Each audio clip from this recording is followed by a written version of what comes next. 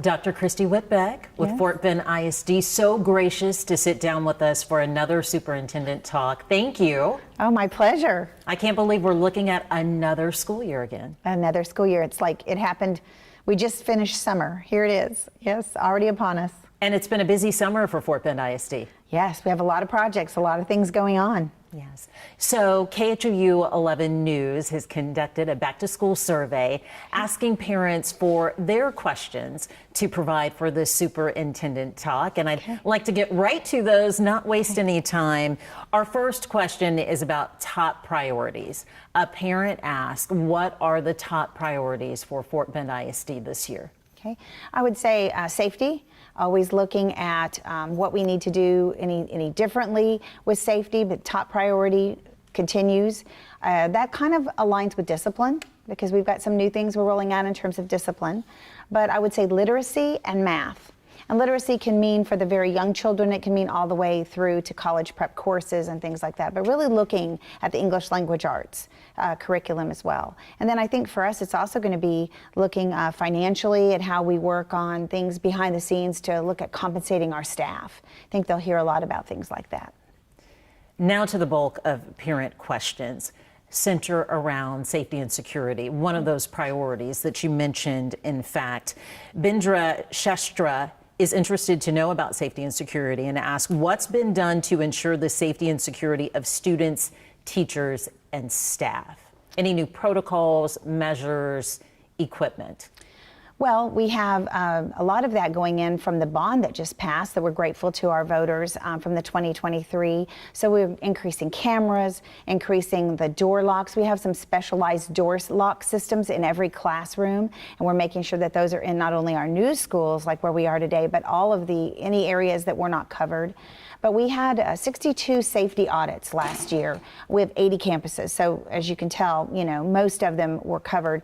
We had 4 findings, which means there's something that needs to be fixed. So we've been busy. We fixed all of those, and we're working to make sure that our staff is trained. The parents can expect to hear their kids come home and say, we've had a lot of drills, because we will have every single drill within the first 10 days of school, and making sure students know every type of emergency that could happen and what they need to do. With those audits, you said 4 findings. What would those have been? Most often it's a door that might have been not locked, or a door, many times it's outside. Some of them were like a mechanical room that really couldn't even enter the building, but they're still called a finding. And so we had to just make sure that we did correction, that we maybe trained a staff member if they did leave it unlocked or anything. But they went to every exterior door in 62 campuses, every interior. They walked through the buildings. They were you know, unmarked, and so no one knew who they were. And did they get stopped? I mean, they have a protocol through the region, and this is a new state system that was installed last year. Part of House Bill 3? Part of House Bill 3, yes. And so every district has had that. But in Fort Bend, we got 62 out of 80 of our schools were visited. So the superintendent would get a call and saying, you don't know what schools, but we're going to be visiting schools. I would get calls constantly. So they were busy in Fort Bend ISD. Understandably so. A follow-up question from Debbie Melancon. She asked, what safety measures are going to be implemented at each school for gun safety? Well, we already have the safety measures in place for gun safety. We don't have metal detectors. Most schools don't, and that's because there's so many doors that it's somewhat, to be honest, a false sense of security, because there's too many doors that people can come in and out of. But we did implement that in our stadiums, and we also used a specialized weapon detection system at our graduations, and those worked very well. So our team is looking at that. Does that play a role in the future? We're analyzing that. We kind of wanted to see how it worked at graduations, and all in all, getting into Mercer Stadium, it was very easy and very positive. So, but as far as additional gun safety, I think it's the same protocols that we've had. We are looking at how we can fund officers at our elementary schools. We do have them at our middle schools, we have them at our high schools, and we have roving officers who go to the elementary campuses by feeder pattern. But what we would like to get to is an officer at every campus. Mm-hmm. But there was a safety allotment given, but it's not enough to cover even half. So we've got to get creative and work with our school board to enhance that. I know that was a goal of yours last year, and I know Debbie Mellencamp had also said schools having only one school resource officer, not much can be done. Going back to that being a goal of yours even stated last year, what will officer personnel look like at the various campuses? Well, our high schools have two. So they don't just have one, they have two. And our middle schools have one. But the rovers are there able to go out immediately, as are the sergeants and those who supervise our chief. You know, should there be anything, they're ready to go, you know, in a moment's notice. So I think what we've got to do is secure funding in order to be able to add personnel. But one of the things that's a challenge for every school district is the applicant pool. There's just not a strong applicant pool. And if you ask your city entities and your sheriff entities, they're going to tell you the same thing. I was just talking with Missouri City, and they're many officers short, as is the sheriff's department. So we're all kind of, I guess you could say, fishing from the same pond of applicants within a regional area. And so we really need more applicants, and that will also help. So whatever you all can do to encourage those to go into law enforcement, that would be helpful as well. I know we've done reports on the need for huge need. SROs in various school districts as well. What training is planned for staff and students in regard to active shooter situations? I know you mentioned earlier their kids are going to be coming home saying, we've been through plenty of drills. Is there anything new there? It's a very strong protocol. I think our emergency response system for that type of occurrence is very strong. So it will be more of exactly what we know works. Our chief and our executive director over safety, they have worked through the intricate details, and that's what we practice. And the teachers are trained in that, and we will rehearse that immediately upon school starting. So I think that we have that down. I mean, we've been a little bit ahead of the curve on preparedness. Where everything happens is sometimes, you know, it's implementation, is making sure there's not an error in the way we implement, and then, you know, just being ready at a moment's notice for things that sometimes we can't control. Before I get too far ahead of myself, I want to go back to talking about officers on campus. With the passing of the bond measure, that large bond, there's not enough money there to offer more financial incentives to be able to recruit more officers, or is that something being explored? So a bond is, think of a bond as funding buildings, funding things that are permanent, that last at least 5 years, right? It can be technology, some parts of technology, but it's going to be your renovations, it's going to be your roofs, it's going to be your HVAC systems and things like that. It does not fund personnel. Okay, so personnel comes out of your general fund. And we did try to pass something called a VATRE last year, and we were going to use that. And, you know, we got 46%, but we didn't get enough. That we did try to do that. And the state did give some increased safety money, but the total amount that we received is about $1.5 million, and we need $4 million just for elementary officers. That's what it would take, because we have 50 elementary schools. So we're a very large district. We're the 6th largest in the state. So it takes a lot to make sure that we are equitable in how we deliver the type of safety and security that we want to. So in the meantime, it'll be those roving officers. It'll be the roving officers for the elementaries. And they don't just rove out in the parking lot. They come in and they walk the school and they check things, and they get to be a familiar face to the students as well. Let's talk about in the classroom and learning. Parents like Nathan Pennings want to know, what is the district doing to retain teachers? Well, you know, we did a huge thought exchange survey to our teachers, asking what is it that you need? What is it that makes you feel successful in your job? We took that information, we dissected it, we looked at what are some things we can control, some things we can't, and we implemented a lot of things. So, for example, we were giving a lot of tests to check where students were, how they were progressing in elementary, and we were giving more than we needed to, and that was really impeding the teacher's ability to have time just to teach the skills. So we reduced it. but that feedback came from the teachers. And so we've done that. We are giving a supplement. We're still kind of waiting and hoping that the legislators will meet and address school finance so that we can look at more permanent compensation. Years ago in teaching, compensation wasn't as highly rated as it is now. I think after COVID, we've seen a change in the teacher perspective, and I understand that. And they need to be rewarded for the work they do. But I think also just having a culture. To me, it's about a culture of family. It's about having, our theme this year is know your impact, but choose to care. And we need to care about them. And matter of fact, when I finish this interview, I'm heading to a school down the street who had a tragedy last night. And I think no matter who our job is, we have to show that we care and that we're listening. And we just have to create that kind of culture. Mm-hmm. That's probably more important than anything, because no one wants to work somewhere where they don't feel valued. Absolutely. You mentioned COVID, so I want to ask another parent question. What about learning loss deficits and continued academic recovery after COVID? And in my opinion, I think it's going to take us years to get past that, right? Depends, of course, on the grade level that the child was in and whether they attended in the 21 school year or the 2021 school year, or whether they stayed home. But gaps have to be addressed. We have a lot of different systems. It depends on how the school wants to set it up, but we fund after school, we fund Saturdays. There's a lot of different tutoring.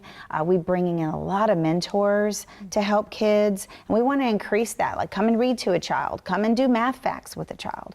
So if we have community members that are listening and they want to get involved, we have an entire collaborative communities department, and they organize all of that. But our volunteerism within the schools has increased in a major way in the last year. So we're really getting back from all that COVID. But we are, offering, of course, additional courses at the secondary level. Do you need additional reading support? Do you need additional math support? All of those have been in place, and those continue as well. Is this something that a student or parent would advocate for themselves, or is this something that perhaps a teacher would recommend? Teacher would recommend. Talk to the parent. Depends on the level, and sometimes counselors looking at the secondary level and needing to create a schedule would say, you didn't do very well on the STAR test, so we need to think about going into an additional math class or something of that nature. And those conversations have been going on for a long time, and those continue. But, we don't have our scores back. So we're starting the year without all of the tools that we need, and we don't know where the cut lines are. And so there's a little bit of trepidation for every school district, not knowing where the lines are between the pass and the not pass. And so there's... For those who aren't familiar, what scores are you speaking about? Speaking about the end of course at high school, STAR, and in grades 3 through 8, it's called the STAR test, and it's given at the end of the year. Mm-hmm. And we've gotten some raw scores back, but we don't know what that number means. If you answered 34 out of 50, did you pass? We don't know. Okay. So those are what we're waiting on. And then we don't know our ratings. Mm-hmm. It's anticipated from the state data, they're telling superintendents that 40% of the school districts will drop in their letter grades. And so we'll see. That's a little unsettling. It's a little unsettling. So we will all know that at the end of September. Okay. A lot of parents expressed concern about grade level preparedness to move on to the next grade. I know you spoke to trying to close the gap on learning loss.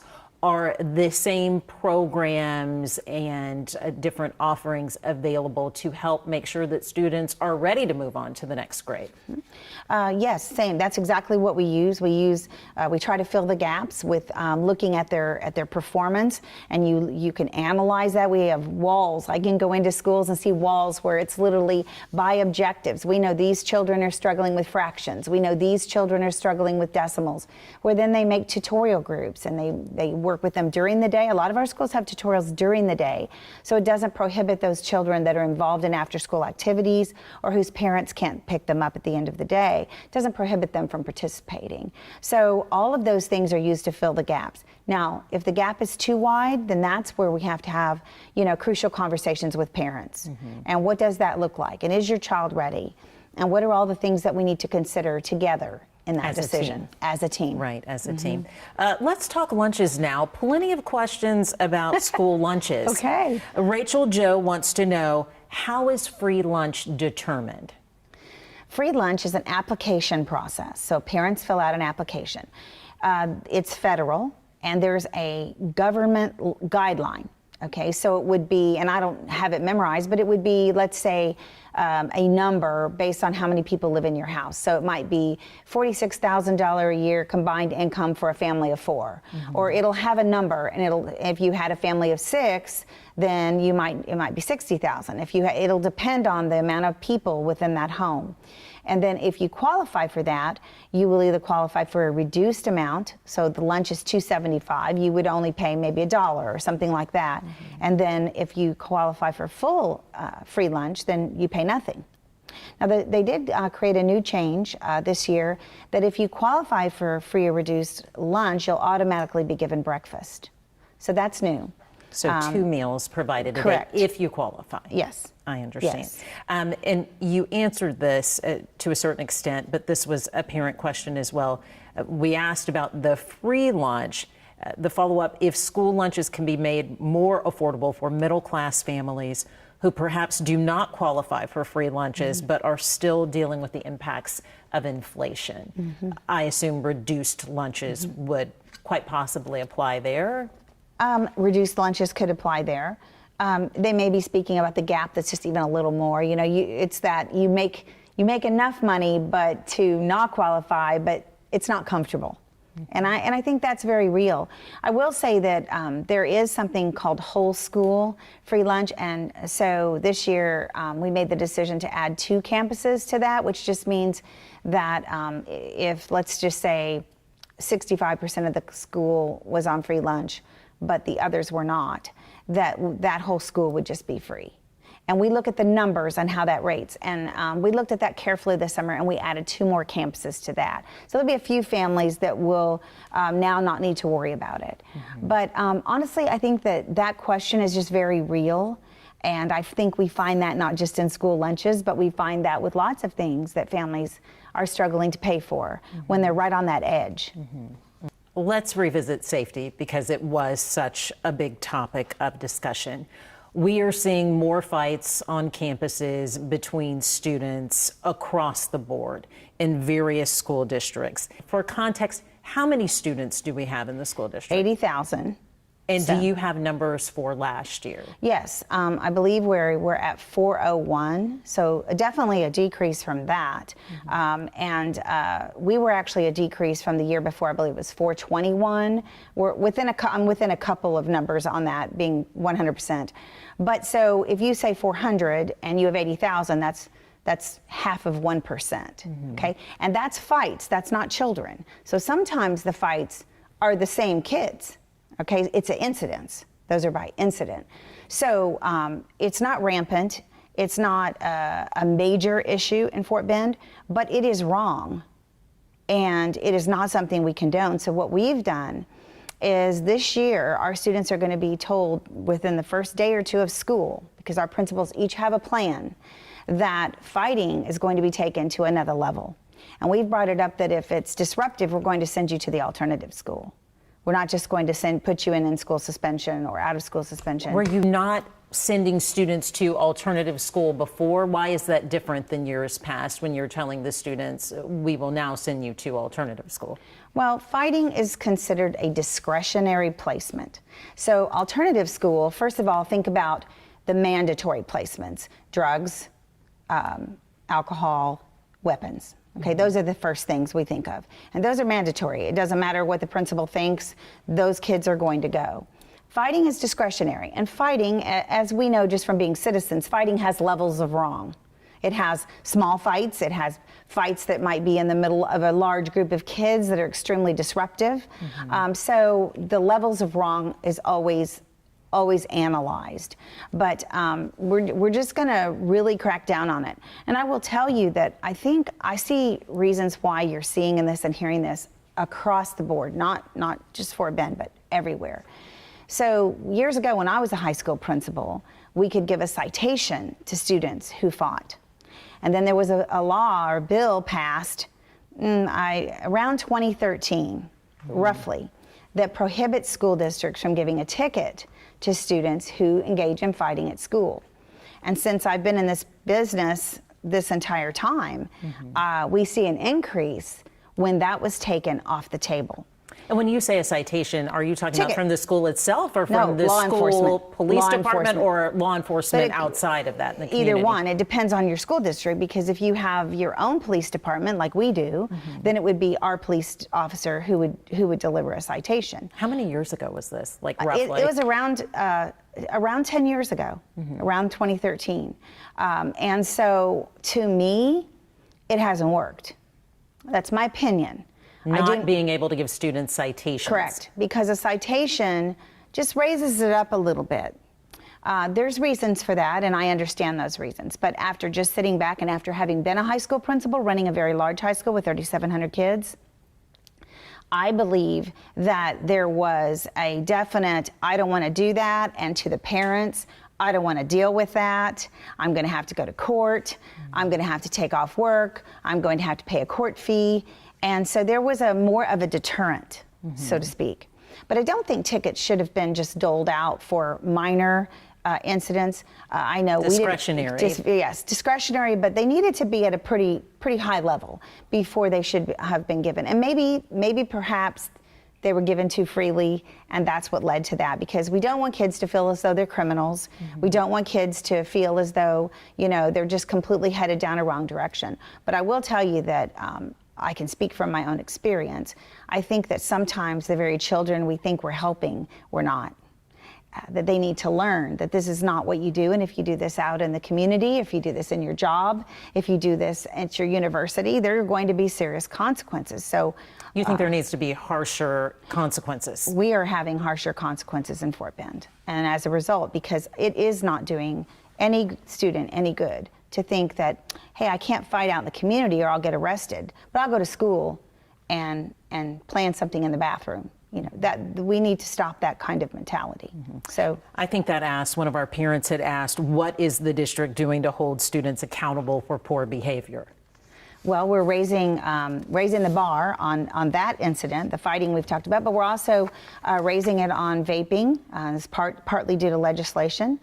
So vaping is just so common and so easy for kids to get a hold of. At the high school level, at the middle school level? Both, but mostly high school. But I'm sure you see it out in the community. I know that I was on a vacation when people just walking by, and you know that they're engaging, and so a lot of those individuals have kids, and things are out and easily accessible, smell like strawberry or cherry, and there's a lot of challenges that we have with that. And I commend the state legislators for really taking that strongly and saying, hey, that's an automatic DAEP placement, whether it has THC in it or not.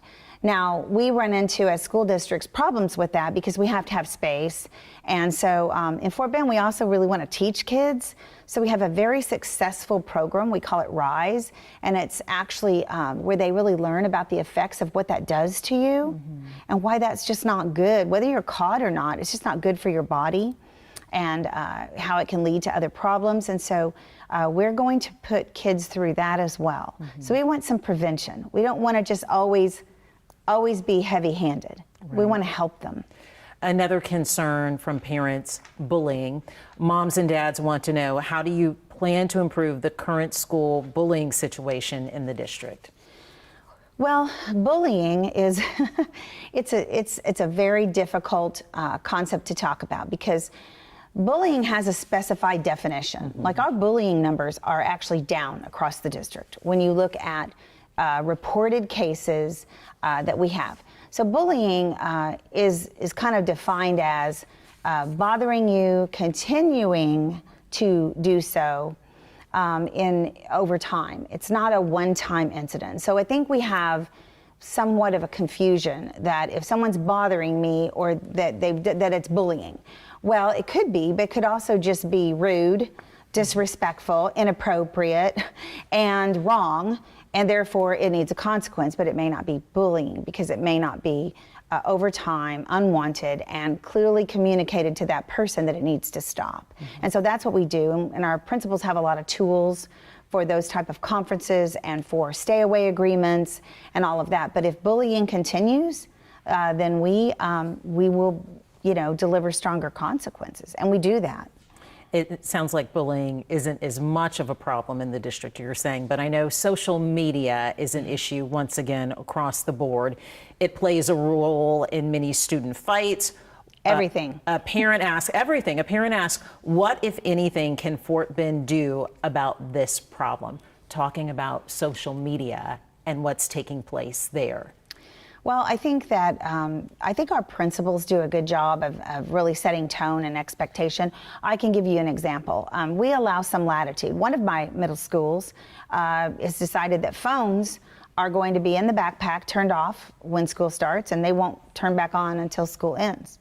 The parents can call the front office if there's an emergency, and they're trying that, because a lot of times it's the texting during the day and it's things like that. Not only does it interfere academically, it interferes with he said this, she said that, and that type of thing. But most of the social media issues, to be honest, occur outside of school. In other words, they've occurred on the weekend, they've occurred at night when someone's, getting in a group and having chats about things and offending people. That's where most of the problem lies. And then the next day, they come into the school. And so really and truly, this is an area we need to put back on parents a little bit, because we can't control what happens when they leave our school. We just know they bring it back in. And so I would say monitor technology. When I was a principal, I used to give parents like a checklist. Here's some things to do. When you're charging their phones at night, charge it in your room. Okay, you don't have to look at it if they don't want you to, or that's an issue, but charge it in your own room, or charge it in a public area of the home and not in their room. When they go to bed, that's it. You can do things to take ownership of that. Have conversations with your child. I think we need to rely more on monitoring from parents than ever before, because social media is has changed our world. And it's 24/7. It's 24/7. Right. It can be overwhelming, really, for teachers, staff, student, parents. We've talked about all of these concerns, right? But what is your message for them this school year, especially students and their parents? What's your message for them this school year? Well, my message is, we have such an amazing district, and with this beautiful diversity that we have here. Let's embrace all that we have that's good, and then we'll handle what's not. But let's focus on what's good. And I would say to parents, let's go first to the source. If you have an issue, go to the person closest to the source. Don't go to a website where you want to complain and maybe you don't even have the whole story. Maybe there was more to the story. So go to the teacher. If that doesn't work, go to the counselor or the principal. But go to the source, and let's be respectful of chains of command, of being able to just really do our job well. And we're going to be committed to focusing on caring, building relationships with kids so that they know that they're loved, even if they make a mistake. And when they make a mistake, I always say to parents, love them through it. Love them through it. That's all we can do as parents and as educators. We have to teach them and love them through it. And if we can create a climate that really believes that way and really lives that way, then that's how we stop bullying. And that's how we stop some of these things. So we will be committed to giving it our very best. I can assure you that. That's great. What are you most hopeful about this new school year? Well, I'm hopeful about I'm excited about opening 3 new schools. I'm excited about all the projects ahead. I think I'm just hopeful. I really want to focus on our teachers. And I'm hopeful that our community and our state will join in respecting them, because I don't feel that the profession has gotten the recognition that it needs, especially since COVID. Those teachers, our teachers in Texas, they were there. They were online and face-to-face, juggling both worlds, coming back the next year to kids that had spent a year or a year and a half without even being in any structure, and having to reteach how to be in a classroom and how to be a student. Our teachers are amazing. So I'm hopeful that we all embrace the power of teachers and reward them. I'm counting on our legislators to step up, and I'm counting on us to do that every day and never let them realize that anything but that they make an impact. That's what I'm hopeful for.